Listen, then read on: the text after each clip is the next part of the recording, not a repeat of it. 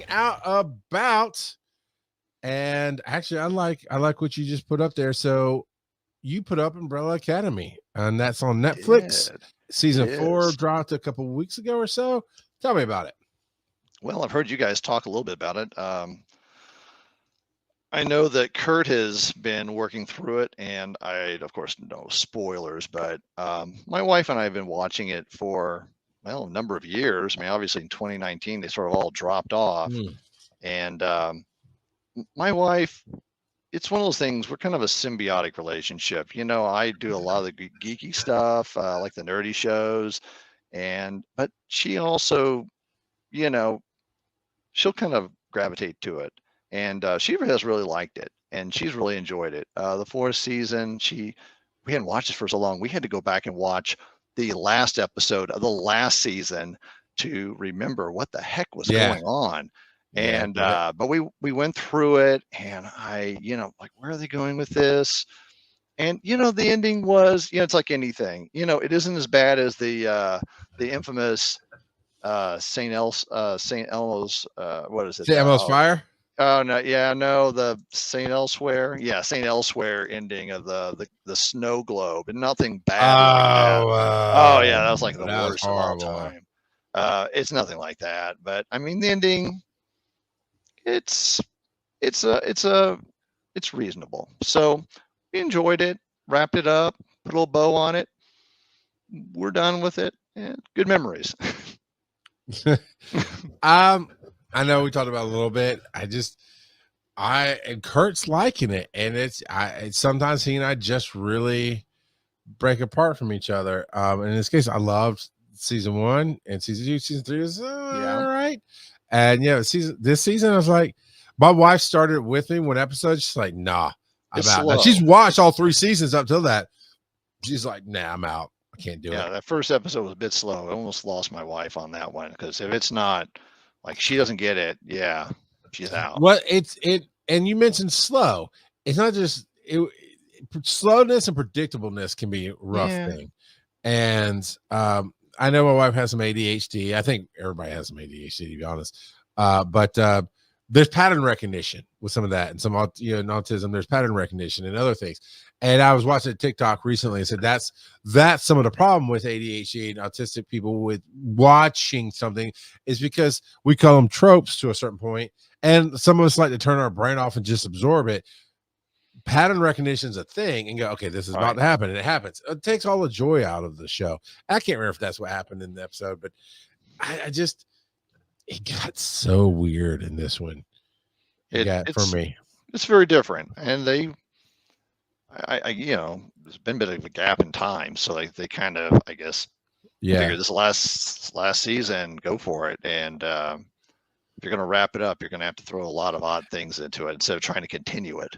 And then don't they throw away the entire thing in the last 3 seconds of the show?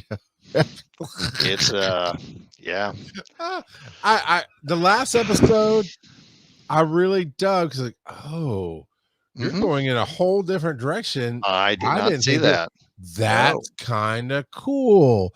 Exactly. And then there's some predictable tropes, and then it's like, okay, brave, you did something different. I'm not sure if I like it or don't like it, but kind of cool. And then like, oh, seriously, come on, killing me now. But yeah, they had to end it somehow, right? I mean, yeah. I know better than my ideas. I don't know. Yeah. Well, I'm talking about the I don't want to spoil it for people. If I remember after, I'll bring it up. But if not, it'll be fine. It's fine. Whatever. Now, are you a fan of English TV? Oh, British TV? Yeah, I do. I've enjoyed it since, well, of course, Monty Python was and what is it, putting on airs? I've watched Doc Martin. Oh my gosh, we watched those. Yeah, that's pretty good. Yeah, it's really good. So I do enjoy them. Did you watch Vicar of Dibley? Off subject, but I did not. I started watching it. Yeah, it's a slow burn at first. Yeah, but it's funny enough that if you just give it that time to get its footing, it hits a lot of funny high notes. I think I caught an episode or half an episode or end of it on PBS once some time ago.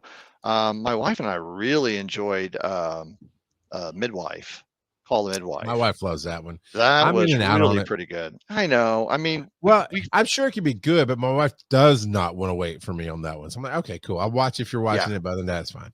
yeah, my wife will do that too. You can catch up. And I'm the kind of person also that I can just start right in the middle of the season, right in front of the middle of the episode. I'm okay with it. Yeah, let's go. Yeah. Yeah. It's very, it is definitely rare when there's any show that I don't just jump into the middle of and go, okay, wait a minute. Now explain this, explain that, explain. Yeah. Most of it's like, oh, okay, that's funny because of this, or oh, yeah, this little high point here. But it's, yeah, I think it's well written and well done. If you're a good Yeah. writer and it's well written, you should be able to, right? That's the whole point. Yeah. I love British crime shows. And I don't mean like the dramas. I mean like the Guy Ritchie, you're following the criminal family kind of around kind of thing. And I just finished watching Supercell. And it's SUPA, Really? Supercell. And it is so different. It is superheroes in the modern day world, not a world that has superheroes. Mm-hmm. And it's written by, they put it up on every episode, and I looked him up. I thought it was a cool name. It's almost like a DJ name. I can't remember it, but there's one guy who wrote it and directed like everything. He wrote it, directed it. It's an it's an all black cast. I mean, they're in England, so it's not African American. I know, and offense intended with any kind of terminology there, but it is so well acted. And it's so well written, and it's steady. I wouldn't call it slow. I call it steady. It doesn't. It has a little bit of ups, a little bit downs, and mostly right in the middle. And he just drops you in the world, and the characters don't know what's going on. And you get out of, I think it's 6 or 8 episodes. It's really tight run. Yeah, and they've already confirmed it. British 8 episode. Yeah, and I think I honestly don't even know if it's set in London. I don't remember because the city is not the character. It's the characters that are the characters. And I mean, immediately in the first episode, you start seeing some super stuff going on, but it's who knows what's going on. Actually, it opens up with the mysterious science jail kind of thing. Let me tell you, out of 8 episodes, let's say they're an hour each, there's maybe a grand total of across the entirety of the series, like 20 minutes focused on this. What is this sciencey prisony? What's going on? And I loved it because you're really just discovering the characters, and you still get a hint of it here and there, but it's also not the character. There was no cliffhanger. It really just ends. And I mean, every episode has I say fun because I enjoy the superhero and what's next, but there was no, I have to watch. It was just like, this is really good. I like where he's going. I'll pick up the next episode tomorrow. I got the last episode and it came up the screen confirmed for season 2. I'm like, wow, that it was just a good steady. I could read another book. I could watch another episode, whatever it is.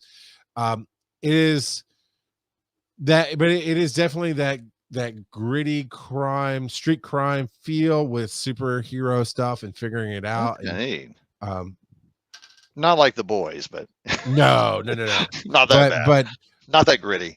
But there's some stabbings and stuff because it's one of them street gangs. One of the characters is in a street gang, so there's that going on. I really enjoyed it. Sounds great. I'm gonna have to check that out. And even my wife came through because she does fuss about a lot of different TV, and she's like, "Why can't we get television like this in the U.S.? Because it's not pushing an agenda. It's not, oh, poor pitiful me. There's none of the characters fall in love with each other. Whatever love interests are there were established in the first episode under like real life story guises. And it was just, hey, let's take this adventure. And it was, I'm glad they're doing a season 2. So I recommend that. Awesome. And then now I did go see the Borderlands movie, and I'm reserving. Oh, did you? Yeah, it's all right. And so at Dragon Con coming up next week, I'm actually doing a live panel with TV's Travis and Phil Keating about the show that Travis does is Wait You Haven't Seen. Yeah. one of the greatest podcasts out there. And so we're doing a wait you haven't seen Borderlands because Phil was not going to go see it. Travis knew it'd be a great opportunity to do a fresh movie that had been out for a little bit for the con, so people could have seen it or not. I mean, that's the whole thing is spoilers, whatever. Yeah. And I was like, okay, I want to do it with you, Travis. And we make it Borderlands because that's the only way I can make Phil watch this movie. And if I'm going to suffer through it, he's going to suffer through it. And he still hasn't watched it yet, but he's going to before he comes to the con. So you've watched the movie? Yeah, I went and saw. Okay, all right. So yeah, I went and saw it. But Phil has not. But Phil's not. Ooh. I will go ahead and tell you from the previews, I hated the idea of Kevin Hart as Roland, who's the main character. I was like, that Roland's not funny. He's dramatic. I mean, there's so many. I wasn't sure how that was going to go, but I mean, it's okay, is my opinion. I went in with I literally went in kind of cringing, going, oh, they're gonna ruin this for me. And having that super low, almost aggressive bar, I went in and had an okay time. I good. Pandora is beautiful. I mean, okay, it's not beautiful if you ever played the game, but it is Pandora. And it's like, oh man, that's Pandora. So it's beautiful in that sense. Some of the character choices they made, like, all right, cool. I can follow it. Yeah, you changed a little bit from the game, but that I didn't think was necessary, but I'm okay with it. It worked out. And it you saw some of the good, Marcus was there, who's fun little scene at the beginning with, if you ever played the Borderlands game. Oh yes. The first thing you do, Borderlands 3. Okay. So I didn't regress back to 2, but I've heard 2's really good too. 2's the best. Honestly, so far 2 is the best. Really good. It's the best. I've played 3 twice. I played 1. Okay, 1 was the first one, so I played it a bunch, so it got more. I played 1 about a year after it came out. I had to be talked into it because I didn't like Dark Souls at first, but now I love it. So I played 1 a bunch, and 2 came out. 2, I've put so many hours. I mean, I looked it up when we were talking game hours the other day. I looked it up on Steam or whatever, and Steam is only a fraction. Like, I've had it on the Xbox and the PlayStation. I've had it everywhere, and I have a ton of hours. So yeah, I got all the DLCs. I cannot recommend 2 enough. If you like shooters, you like the Borderlands humor. If you like 3, you love it. You will miss. In 2, 3, you can do slides and you can jump up on things. Those are great mechanics. Those are not in 2, but that's about the only thing. I mean, 3 is fine. It's a great dialogue. Good. I think it's hilarious. Yeah. Flack is, come here, beast. Come here, beast. Yeah. If it's on sale or whatever you want to do. Yeah. Get the biggest Borderlands 2 pack you can get with all the DLCs and extra characters. I'm gonna check that out. The psycho in the previews for the movie his name is Krieg. He's in 2. He has a downloadable character. They got all but one of his lines into the movie. They're all great. He's crazy. It's just 2 is the best. Yeah. So far. But in the first one, and they kind of play on this trope throughout, you are a vault hunter on the planet, and this bus rolls up and you get on this Marcus, and it's loading the game, but it's loading all the story to get you ready to go hunt this vault. So in the movie, Lilith gets on the bus with Marcus, and he keeps trying to do that opening spiel. It's like, no, not vault hunter. And he like keeps trying to. I laughed so hard at that. I was like, okay, that's a great joke, because when you play the game back, especially 2, when you play it back and you're playing different characters, you can't skip that intro. So you're always going, no, I've already played this. I want to move on. And that was so good. Do all that, But yeah, it's fun. I'll get some real reviews, but on that panel, and then afterwards, if we hear whatever. But I don't have super strong opinions. It was fun. Yeah, you have to enjoy that kind of thing. I think, and I won't say anything else about this one. But I already heard the rumors that Borderlands 4 was announced, or it was coming. They dropped a trailer for it yesterday, a teaser trailer. It looks so good. And you don't see any characters. You don't see anything other than outer space and these planets, and it's super high def graphic. And you see iridium cracks in this planet, but then all of a sudden this space stuff starts happening and stuff's hitting the planet, and you just don't know. And I'm sitting there like a little kid going, I'm so excited about this. I know nothing about the game. I know nothing about the characters, nothing about the story, but I'm so excited. That teaser trailer was one of the best teasers I've ever seen. Well, if It they have the was same so good. writers, I mean, 1, 2, 3. I mean, the dialogue in it. If they continue that, I agree. yeah, and all the new technology around it, it's going to be. I hope. You know how that Yeah. you've talked about that. You know ooh, I'm so excited, and you go and dump $50 on something. It's like, oh, this is kind of a dog. Mm-hmm. But hopefully not. Phil got burned on 3 because we both pre-ordered it.